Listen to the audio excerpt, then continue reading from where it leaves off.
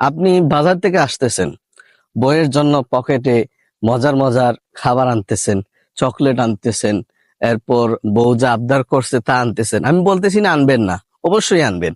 মায়ের জন্য আনেন, মার জন্য আনেন, তাহলে অবশ্যই আল্লাহর জান্নাত আপনাকে ডাকবে। আপনি বউয়ের জন্য আনতেছেন, মা দেখতেছেন মা অনেক কষ্ট পাচ্ছেন, কারণ এই মায় আপনাকে না খেয়ে খাইয়েছেন। আপনি কিভাবে মাকে রেখে বউকে শুধুমাত্র মজার মজার জিনিস আনতেছেন? আপনি বাজার থেকে আসতেছেন, 1 কেজি আপেল নিয়ে আসেন, আঙ্গুর নিয়ে আসেন, কমলা নিয়ে আসেন।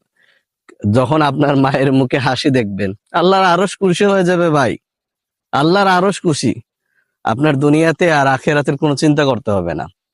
আল্লাহ রাসূল বলেছেন, তোমরা যদি জান্নাত পেতে চাও, যাদের মা বাবা বেঁচে আছেন তাদের কদমে লুটে পড়ো, এখান থেকেই তোমরা জান্নাত পেয়ে যাবে। আর আমরা জান্নাত পাইতে কত জায়গায় যাচ্ছি, কতখানে যাচ্ছি, টাকা উড়াচ্ছি, আমরা নিজেকে পরিবর্তন করতে পারতেছি না, মায়ের খেদমত পর্যন্ত করি না। আমরা কাজ থেকে এসে বলি আমার সময় নেই, আমার ঘুমাতে হবে। একবারও মায়ের কাছে গিয়ে বসি না যে মা তুমি কেমন আছো, কিছু লাগবে কিনা, কিছু আনবো কিনা, কিছু খেতে ইচ্ছে করতেছে কিনা। আহারে সমাজ, তাহলে কিভাবে আপনি জান্নাতের আশা করেন?